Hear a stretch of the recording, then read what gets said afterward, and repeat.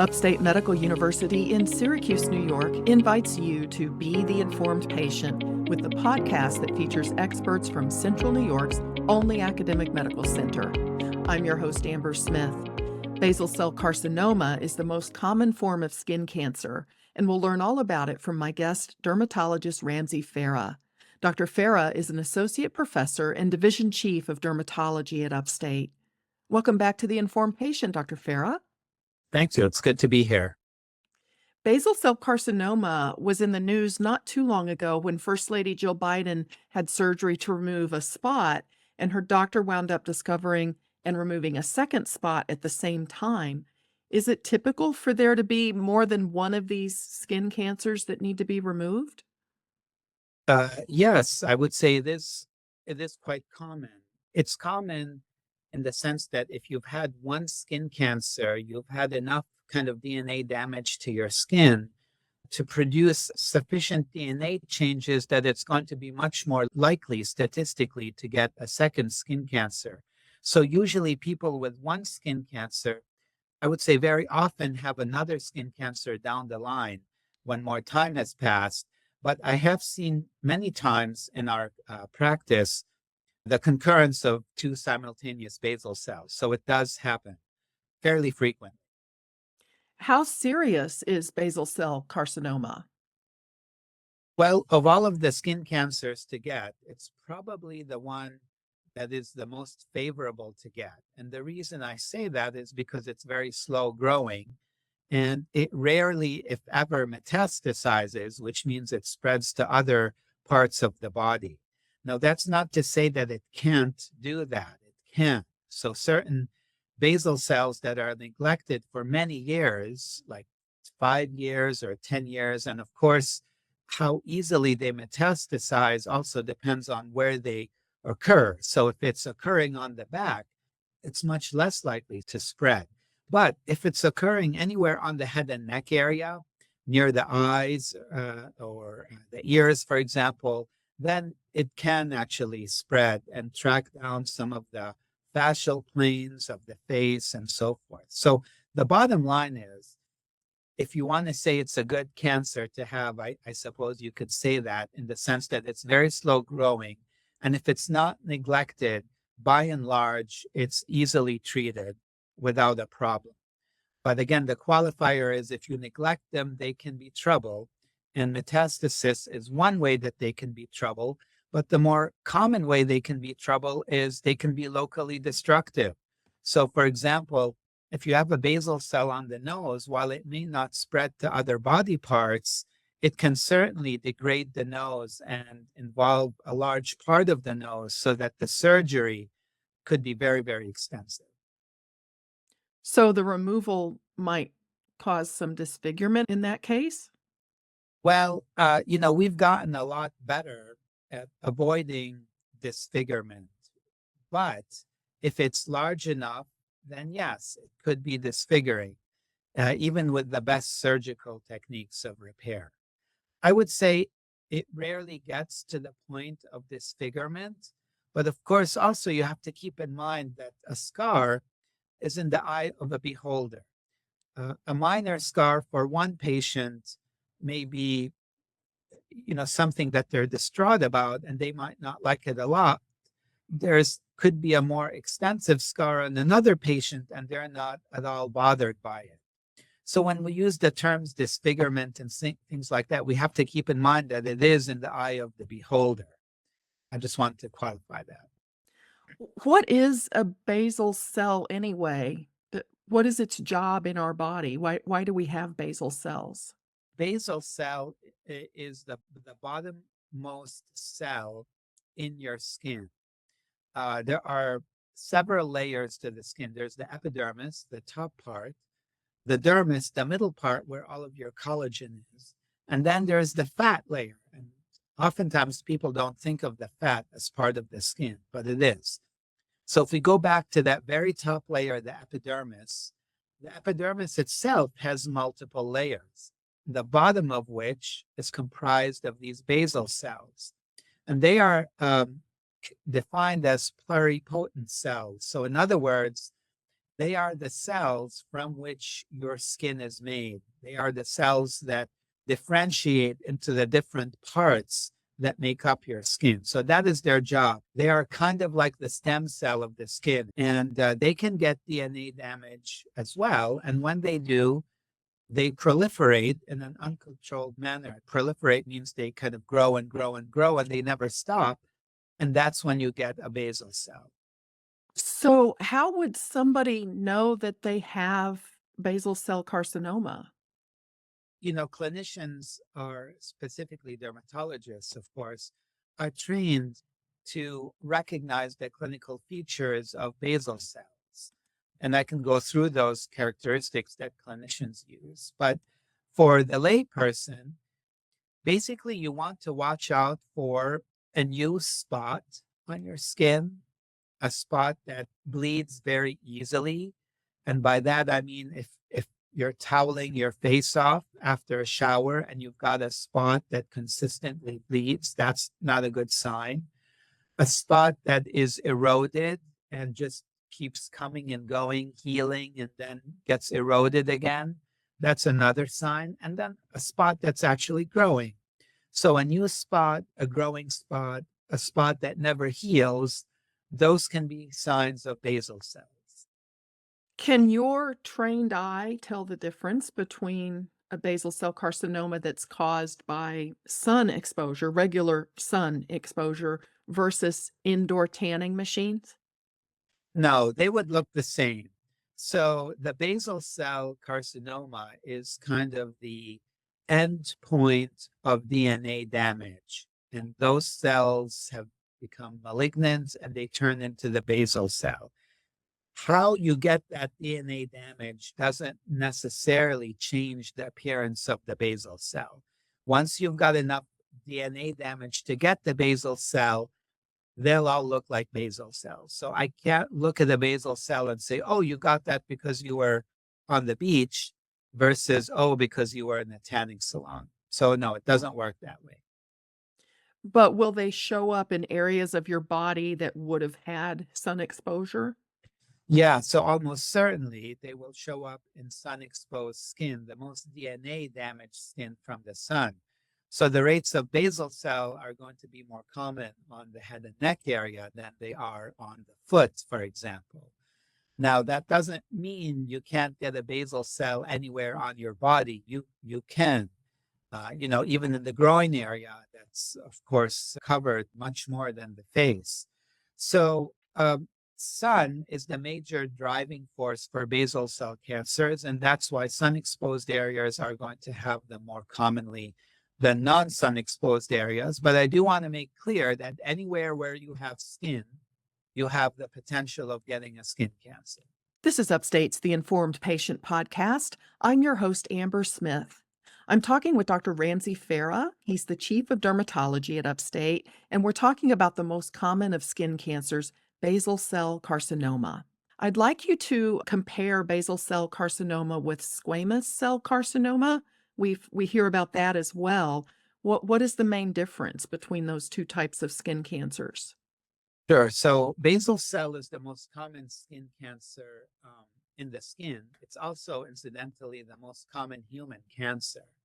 Squamous cell is number two in terms of its frequency in the skin. And one of the main differences is the cell of origin. So basal cells come from basal cells, and squamous cells come from keratinocytes, which is another skin cell in the epidermis of the skin, that top layer of the skin. So basal cells kind of tend to look a little more pearly. And what I mean by that is when you shine a light on it, they sort of reflect the light the way a pearl would.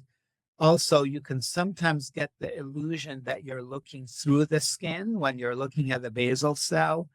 And basal cells have very tiny telangiectasias on them, or kind of very tiny broken capillaries that you can see. Squamous cells, on the other hand, look keratotic, more keratotic, which means they produce a lot of scale. They can produce what looks like a horn on the skin.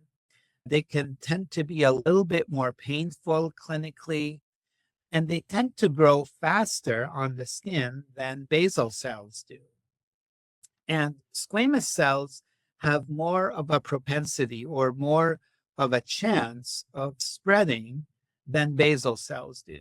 So they grow faster and they can metastasize or spread more easily than basal cells. And they look like they've got a lot of hard, sort of crumbly like scale on top of them versus the basal cell. Do you have to differentiate which one you're dealing with before you start treatment? Yes. So it's always a good idea to know what kind of a skin cancer you're dealing with so that you can focus your treatment most accurately. There's, so many factors that dictate what kind of treatment you're going to get. Um, whether you're going to have a surgery, what kind of surgery, what kind of clinical margins you want to excise, whether you're going to elicit the help of colleagues in a multidisciplinary approach, like an ENT colleague, a plastic surgery colleague, an oncology colleague, which is a cancer doctor. So all of those things are means by which we can approach and treat a skin cancer. And we use them to varying degrees depending on the cancer. So I'm much more likely, for example, to have the help of an oncologist when I have a melanoma on my hands than when I have a basal cell. So yes, it's actually not just nice to know what skin cancer you're dealing with. I think it's an absolute necessity for the doctor. So, what are the treatment options for basal cell carcinoma? They are many, and they range from old treatments to new treatments. They range from creams to surgeries. But in short, I'll start off with the older treatments that's really fallen out of favor just for completeness. But in the past, they used to freeze basal cells. So if you froze a basal cell with liquid nitrogen, which is a very, very cold spray, you basically froze the skin that was involved with the basal cell, and you killed that skin, and it basically scabs off and it takes the basal cell with it. So that is an old way of treating it, but it's fallen out of favor because it results in unacceptable scars in terms of today's standards. And also the cure rates are not really acceptable given some of the better treatments we have. But freezing is one thing. You can also, depending on the subtype of the basal cell, meaning if the basal cell is a very thin basal cell and it's not occurring on areas of skin that have hair, you can do an electrodesiccation and curettage, which means that you can basically burn and scrape it off. Similarly, those very thin basal cells not found on hair-bearing areas, so for example, on the forehead would be an example of a non-hair-bearing area. You can also use one of two chemotherapy creams, and you can use a cream against it. So you can use a cream, you can burn and scrape it off. In the past, we used to freeze them off. But more and more, the standard of care is becoming surgery, right? So you would just cut it out. And again, how you cut it out depends on where it is. So generally speaking, if you have a basal cell on the head and neck area, meaning anywhere from the neck up, you can do a special kind of surgery called Mohs surgery, Mohs. And what's special about Mohs is that it has the highest cure rate, anywhere between 98 to 99% for a first-time basal cell. And it's tissue sparing. So it means we can achieve that cure rate without cutting off a lot of extra skin, which is, of course, more important on the head and neck area than it would be on your back, where there's, lots of extra skin.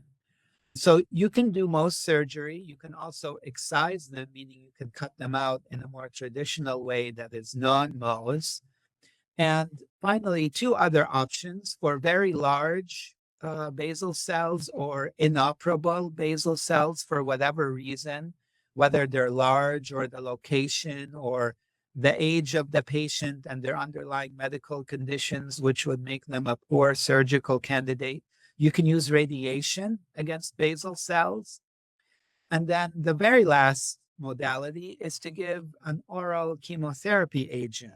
And there are a couple of new medicines out that increasingly have been used in basal cell, and they're used either as a primary treatment or even to shrink the basal cell down. If it's one of those very large neglected tumors that we were talking about earlier, you can shrink them down with these medicines and then do a surgery, which would be far less heroic when it's smaller. There's really a large selection of possible treatments. And when you say cure rate, that means it doesn't grow back after it's removed? Yeah, exactly. So it doesn't grow back. Now, that doesn't mean you can't get another one at a different location, right? Because that depends on how much DNA damage is in your skin. But for a lesion itself that is a first-time basal cell treated with Mohs, yes, that cure rate can be 98 to 99%.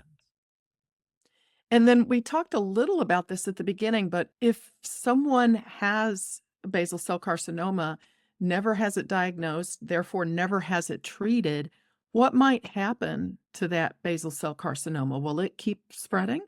Yeah, I mean, it'll keep spreading essentially forever. So it'll keep going and going and going. And that's the kind of scenario where you can get into trouble depending on where it is, right? So if it's a basal cell that's close to your eye, then in fact it can metastasize. It can go into the eye and then potentially into the brain. If it's on your scalp, it can start to erode away at the bone. So those scenarios are the scenarios that result in the most trouble and morbidity and even mortality, meaning death for a patient. Again, for a basal cell, it's rare, but the point you're trying to make is very important. If you don't treat a basal cell, it's not going away. It's going to keep growing forever. When people go to their primary care provider for their annual exam, is this something they should bring up to their primary care provider, or do they need to see a dermatologist regularly to have, marks or moles or things that seem to pop up on their skin looked at regularly? Patients have two options. They can go to their primary care or they can go directly to a dermatologist. I mean, I think the fact of the matter is primary care doctors need to be very well versed in these skin cancer issues, at least the top three skin cancers, basal cells, squamous cells, and melanoma, because a lot of people go to primary cares. More people go to primary cares than go to dermatologists simply because there are more primary cares and they've established wonderful relationships with them, trusting relationships. Primary cares are in many ways on the front line. I think they need to be doing skin cancer screens. And then if they see something that they're suspicious of, then they should send it to a dermatologist for sure. But of course, people have the choice of going directly to a dermatologist. And dermatologists really all they do is they do skin. So I think they've become quite expert at seeing lesions, all kinds of lesions with all kinds of nuances, and are able to make a very accurate diagnosis. So obviously, I'm a little bit prejudiced. I'm a dermatologist, so I think people should go to a dermatologist because that's what we do. But I guess what I was trying to say with the primary care is primary carers also have a role in screening and then getting those patients to us if they find something suspicious. Well, Dr. Farah, I really appreciate you making time to tell us about basal cell carcinoma. Thank you. My pleasure. My guest has been dermatologist Ramsay Farah. He's an associate professor and division chief of dermatology at Upstate. The Informed Patient is a podcast covering health, science, and medicine, brought to you by Upstate Medical University in Syracuse, New York, and produced by Jim Howe.